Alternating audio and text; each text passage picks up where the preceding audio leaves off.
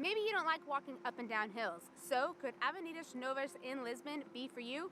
Supposedly there are less hills here. Is it too expensive though? Is it too far north in Lisbon? I'm Kalie with Expats Everywhere, and we're going to break down the top expat neighborhoods for you in Lisbon. Let's check out Avenidas Novas.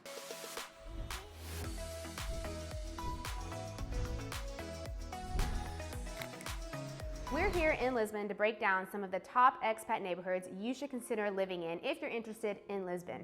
We researched and asked other content creators who live here what they think are the top neighborhoods for expats to live in. Make sure you catch our whole series and stay to the end to see mine and Josh's rating and if we could live in this neighborhood. So this video is about Avenidas Novas. Let's get to it. All right.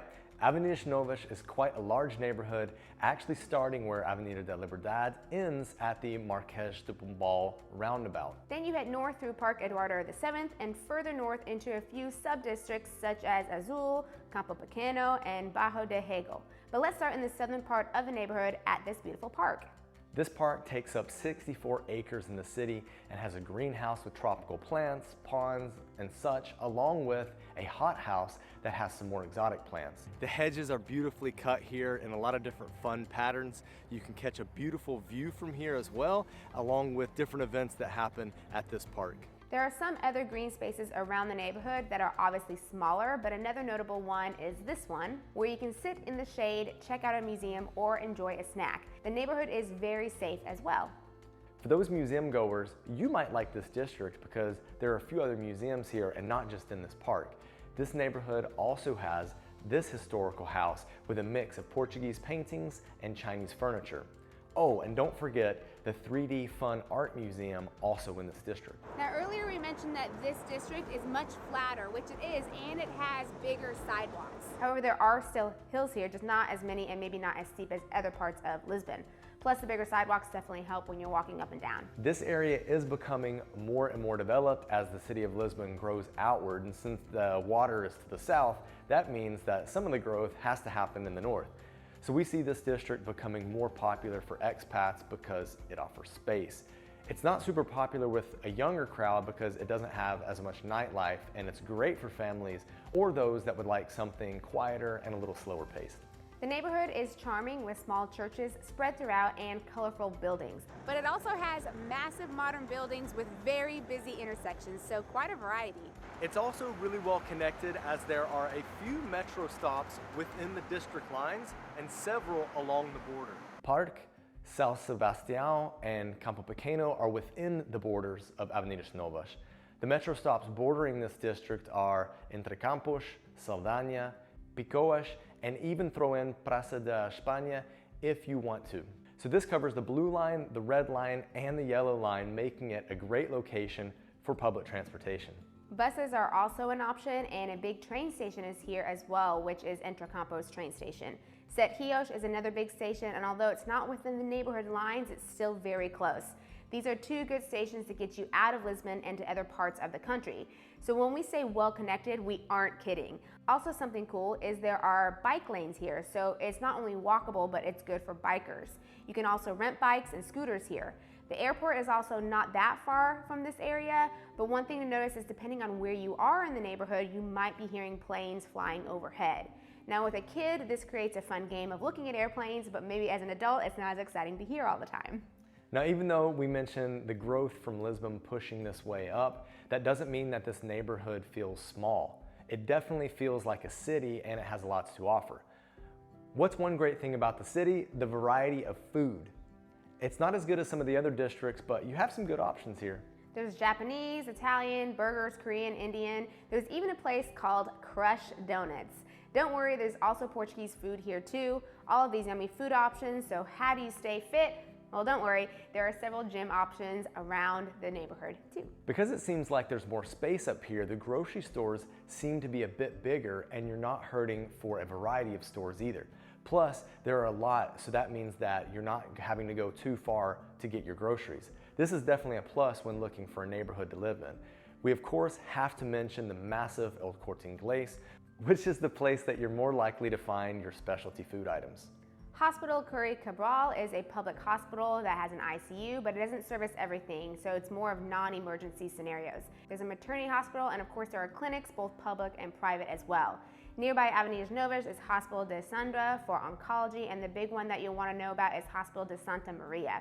This is a public hospital, but what we would think of as a hospital as it's open 24/7, and it's actually the biggest hospital in Lisbon and in all of Portugal.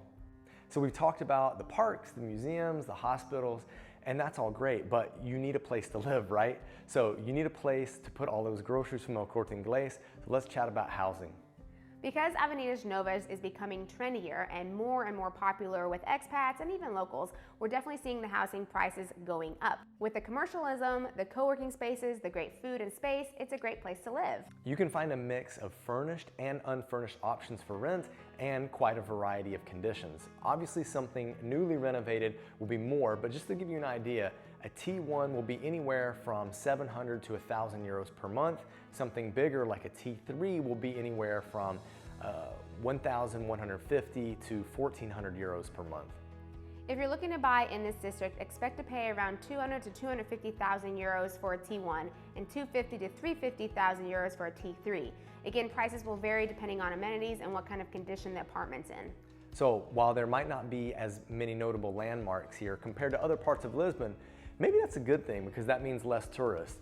This is a more livable area compared to places more in the center and closer to the water. While there is still a good city buzz here, it's not chaotic feeling. Is this part of Lisbon the one that could win us over? Could we leave Porto for Avenidas Novas? Kalie and I are going to give you our thoughts and ratings. Let's go. Okay, we're gonna break down the neighborhood a little bit and then give our ratings on if we would live here and if we would move from Porto here. Yeah, and just to let you guys know, we have been living in Portugal for a year and a half and we base ourselves in Porto, but we really wanted to put together a comprehensive list of neighborhoods like we've done for Porto so that you guys that are interested in Lisbon can get to know Lisbon a bit better through our eyes, people that have been here in Portugal for a bit, and you know, we know and understand certain aspects of Portuguese culture and life now. All right, so Avenidas Novas. Avenidas Novas. Great place. Yeah, I liked it. I really liked it. I liked the open feel to it. I liked how some of the streets were laid out. There's one area in particular that, yeah, it was laid out very similar to our favorite area of Porto. So it gave me a lot of good nostalgia. Good feelings. Good feelings. Yeah. Yeah. It's definitely flatter. There's some places that have a slight incline, but for the most part, it's quite flat. Yep. Big sidewalks, kind of a lot going on. You got a mix of old architecture, new architecture. You've got a lot of big parks and museums, food.